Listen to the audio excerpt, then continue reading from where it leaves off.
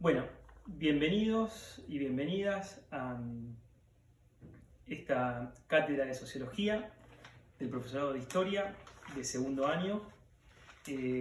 Bueno, este año de una manera un poco atípica, de una forma virtual, estamos atravesando este espacio. En estas primeras clases yo subí una bibliografía para comenzar el estudio de los orígenes de la sociología, ¿sí? O el surgimiento de la sociología como disciplina científica, como ciencia, ¿sí? Por lo cual hablar del surgimiento de la sociología es hablar de los orígenes de la ciencia moderna. Pensar a la ciencia moderna es pensar a la teoría racional, ¿sí? Y a la sociología dentro del campo de la teoría social. Bien, y ese es pensar y reflexionar cómo el ser humano se piensa a sí mismo y se interpreta, y hace una interpretación de sus pensamientos. Cuando pensamos en la sociedad, nos hacemos preguntas, ¿sí? ¿Por qué obedecemos? ¿Por qué tenemos determinadas acciones? ¿Por qué los humanos tenemos determinados comportamientos?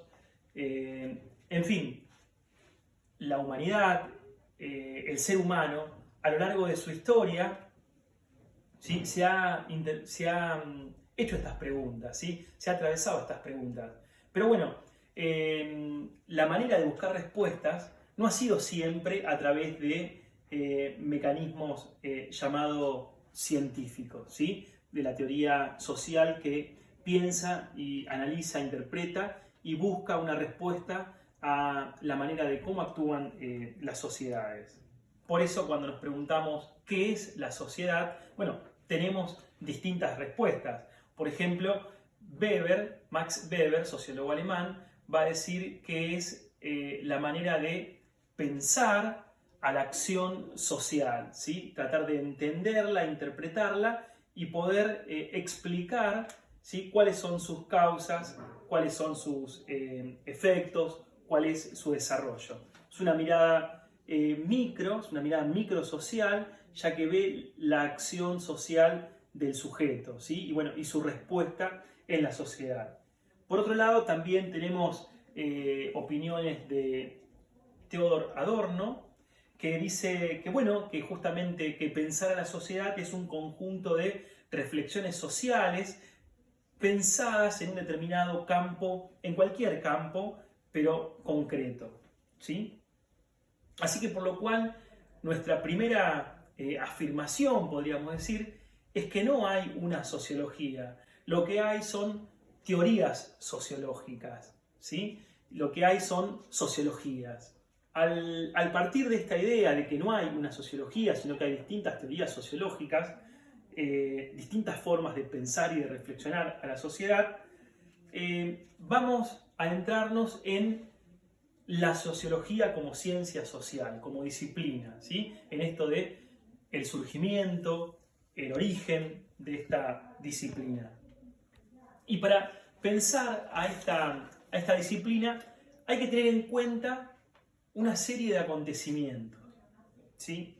En primer lugar, el paso de la Edad Media a la Edad Moderna, ¿sí? En el siglo XV. El paso de una sociedad considerada en la historia como una sociedad oscura, así como 1000 años de oscuridad, a una sociedad moderna, ¿sí? Justamente vean el nombre que se le ha puesto a esta sociedad que va a surgir después de la Edad Media, ¿sí? La modernidad. Bien, en segundo paso, entender el Renacimiento y el humanismo, ¿sí? Estos dos acontecimientos relacionados entre sí, que los podemos pensar, ¿sí? como salida justamente de esa sociedad oscura, ¿sí? y conducidas de alguna manera por esta modernidad, ¿sí? O avanzando a la par de esta llamada modernidad. Y en tercer lugar, a dos acontecimientos del siglo XVIII. En primer lugar, la Revolución Industrial, ocurrida en Inglaterra, en Manchester, y a mediados del siglo XVIII, y la Revolución Francesa, hacia finales del siglo XVIII, un proceso que comienza en 1789, y que es considerado para los historiadores, en esa periodización de la historia, eurocentrista, por cierto, como el comienzo de la Edad Contemporánea. O sea, la Revolución Francesa sería el final de la Edad Moderna y el comienzo de la sociedad contemporánea o de la Edad Contemporánea. Esto de alguna manera nos permite a nosotros, los historiadores, o aquellos que pensamos y tratamos de analizar y pensar y reflexionar a la sociedad, ubicarnos, bueno, en qué momento histórico, en qué espacio, en qué tiempo vamos a pensar a las sociedades, o de qué manera los seres humanos pensamos a la sociedad, ¿sí? En determinados momentos.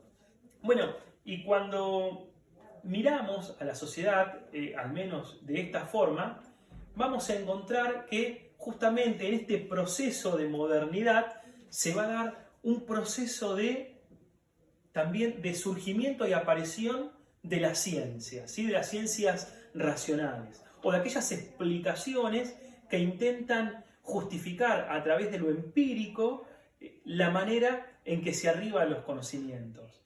En primer lugar, podríamos decir que el primer tratado de ciencia política conocido en la historia de nuestras sociedades es el conocido El Príncipe de Nicolás Maquiavelo, ¿sí? En el 1500. Es considerado como el primer tratado de ciencia política. Maquiavelo analiza a los gobiernos, al Estado, al poder, ¿sí? Y escribe por encargo, para sus políticos, cómo llegar al poder y cómo mantenerse y sostenerse en el poder. Conocido es esta premisa del príncipe que dice: divide y reinarás. Bueno, es una famosa frase justamente de Maquiavelo, donde él aconseja al príncipe dividir para poder gobernar. Este tratado de ciencia política es entendido de esta manera, de manera científica, porque Maquiavelo deja de un lado la moral. Él considera que la política es amoral y que en la política no puede haber moral. La moral queda a un lado. Él, desde lo empírico, analiza, bueno, cómo llegar al poder y cómo sostenerse, ¿sí? Y va más allá de pensar la política en términos morales.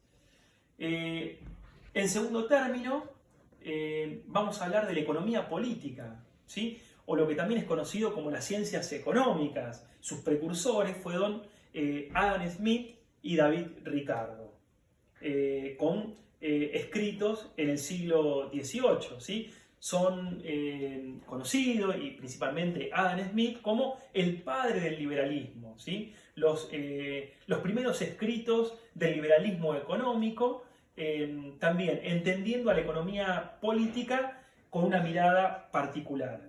Y ahora sí, en tercer lugar, vamos a ubicar en este proceso de aparición de tratados científicos o registros de intelectuales pensados de una manera científica o empíricos, a la sociología, ¿sí?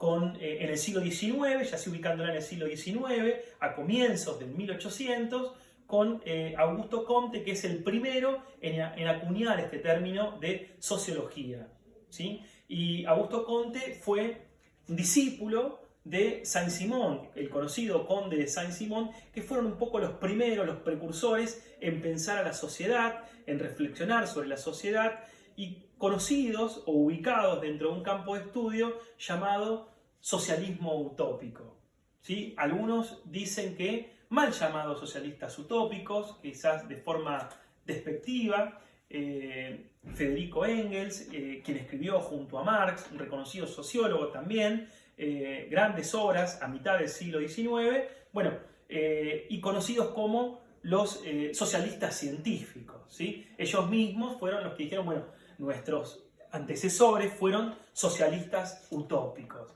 porque se perdían en sus escritos, soñando un modelo social, pero sin explicar de qué manera llegar a él o de qué manera concreta o haciendo un análisis concreto de la sociedad. De esta manera, entonces, hemos presentado los orígenes de la sociología, sus primeros pensadores, ubicados dentro del campo del socialismo utópico, y bien, forman parte de un proceso que hay que tener en cuenta y que tiene que ver también a la vez con un proceso que le decimos de secularización.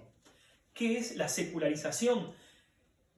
La secularización tiene que ver con la separación de la Iglesia del Estado.